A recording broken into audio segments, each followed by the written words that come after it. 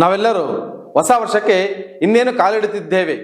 2026ರಲ್ಲಿ ಸಿಂಹ ರಾಶಿಯವರ ಭವಿಷ್ಯ ಹೇಗಿರುತ್ತದೆ, ಯಾವ ವಿಚಾರಗಳಲ್ಲಿ ಹೆಚ್ಚು ಎಚ್ಚರ ವಹಿಸಬೇಕು ನೋಡೋಣ ಬನ್ನಿ. ಈ ರಾಶಿಯವರು ಮುಂದಿನ ಒಂದು ವರ್ಷ ಹೆಚ್ಚು ತಾಳ್ಮೆಯಿಂದ ಇರಬೇಕು.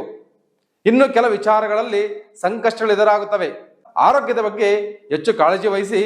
ಗುರುವಿನ ಬಲ ಇರುವ ಕಾರಣ ಒಂದಿಷ್ಟು ಸಕಾರಾತ್ಮಕ ಅಂಶಗಳಿವೆ. ಆರೋಗ್ಯದಲ್ಲಿ ಏರಿಳಿತ. 2026ರಲ್ಲಿ ಸಿಂಹ ರಾಶಿಯವರ ಭವಿಷ್ಯದಲ್ಲಿ ಆರೋಗ್ಯದ ವಿಚಾರದಲ್ಲಿ ಹೆಚ್ಚು ಗಮನ ಕೊಡಬೇಕು. ಜನವರಿಯಿಂದ ಜೂನ್ 2ರವರೆಗೆ ಗುರುವಿನ ಬಲ ಶುಭ ಸಂಕೇತವಾಗಿದೆ. ನಂತರ ರಾಹು ಮತ್ತು ಕೇತುವಿನ ಪ್ರಭಾವ ಡಿಸೆಂಬರ್ 5ರವರೆಗೆ ಮುಂದುವರಿಯುತ್ತದೆ. ಈ ಕಾರಣ ವರ್ಷವಿಡೀ ನಿಮ್ಮ ಆರೋಗ್ಯದಲ್ಲಿ ಏರಿಳಿತ ಉಂಟಾಗುತ್ತದೆ.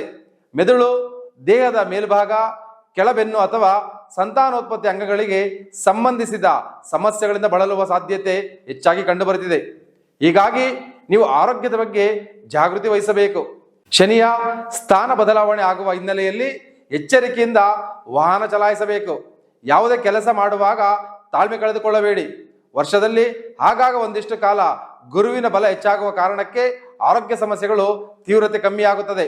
ಅದೇ ಸಮಯದಲ್ಲಿ ನೀವು ಆರೋಗ್ಯ ಕಾಪಾಡಿಕೊಳ್ಳಲು ಆದ್ಯತೆ ನೀಡಬೇಕು.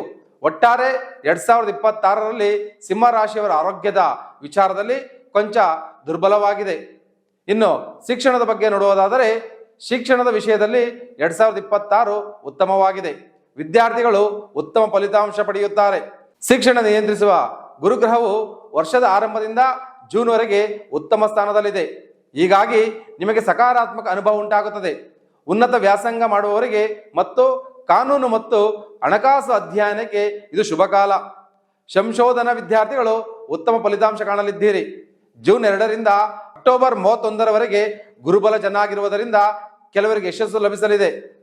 ಹಣಕಾಸಿನ ವ್ಯವಹಾರದ ಬಗ್ಗೆ ನೋಡುವುದಾದರೆ, ಸಿಂಹ ರಾಶಿಯವರಿಗೆ 2026 ಹೊಸ ವರ್ಷ ಕೊಂಚ ನೆಮ್ಮದಿ ತರುವುದರ ಜೊತೆಗೆ ದುರ್ಬಲವೂ ಆಗಿರಲಿದೆ. ಅಧಿಪತಿ ಶುಕ್ರನ ಸ್ಥಾನದಿಂದ ವರ್ಷದ ಮೊದಲ ಭಾಗದಲ್ಲಿ 6 ತಿಂಗಳವರೆಗೆ ಗುರು ನಿಮ್ಮ ಜೀವನದಲ್ಲಿ ಉತ್ತಮ ಫಲಿತಾಂಶ ನೀಡುತ್ತಾನೆ. ಈ ಅವಧಿಯಲ್ಲಿ ನೀವು ವ್ಯವಹಾರ ಸಂಬಂಧಿತ ಕೆಲಸಗಳಲ್ಲಿ ಮುಖ್ಯ ನಿರ್ಧಾರ ಕೈಗೊಳ್ಳಬಹುದು. ಡಿಸೆಂಬರ್ 5ರವರೆಗೆ ರಾಹು ಮತ್ತು ಕೇತುವಿನ ಪ್ರಭಾವ ನಿಮ್ಮ ನಿರ್ಧಾರ ತೆಗೆದುಕೊಳ್ಳುವ ಸಾಮರ್ಥ್ಯದ ಮೇಲೆ ಪರಿಣಾಮ ಉಂಟಾಗುವ ನಿರೀಕ್ಷೆ ಇದೆ.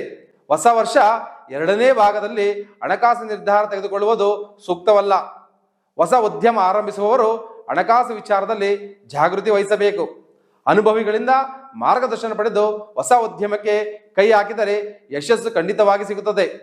ಜೂನ್ 2ರಿಂದ ಸಿಂಹ ರಾಶಿ ಮೇಲೆ ರಾಹು, ಕೇತು ಮತ್ತು ಶನಿಯ ಪ್ರಭಾವ ಉಂಟಾಗುತ್ತದೆ.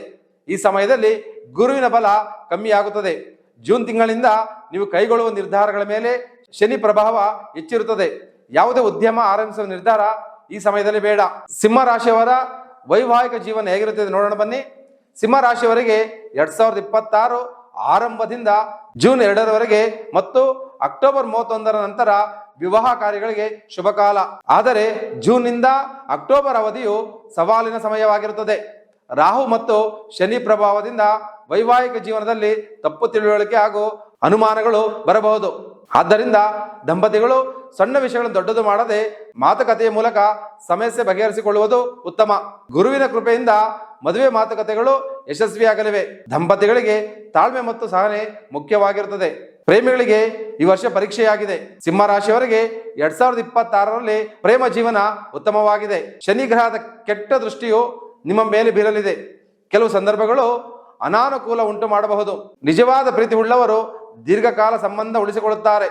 ಕೆಲವರಿಗೆ ಅಹಂಕಾರ ಅಥವಾ ಹಠದಿಂದ ಸಂಬಂಧಗಳಲ್ಲಿ ದೂರವಾಗುವ ಸಾಧ್ಯತೆ ಇದೆ.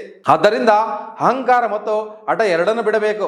2026 ಆರಂಭದಿಂದ ಜೂನ್ 2ರವರೆಗೆ ಗುರು ಉತ್ತಮ ಸ್ಥಾನದಲ್ಲಿ ಇರುವುದರಿಂದ ಪ್ರೇಮ ಸಂಬಂಧಿಗಳಿಗೆ ಹಾಗೂ ಪ್ರೇಮ ವಿವಾಹಕ್ಕೆ ಸೂಕ್ತ ವಾತಾವರಣ ನಿರ್ಮಾಣವಾಗುತ್ತದೆ. ಶ್ರೀ ಲಕ್ಷ್ಮೀ ನರಸಿಂಹ ಸ್ವಾಮಿ ಅಷ್ಟೋತ್ತರ ಪಾರಾಯಣದಿಂದ ಮನಸ್ಸಿಗೆ ನೆಮ್ಮದಿ ಸಿಗುತ್ತದೆ.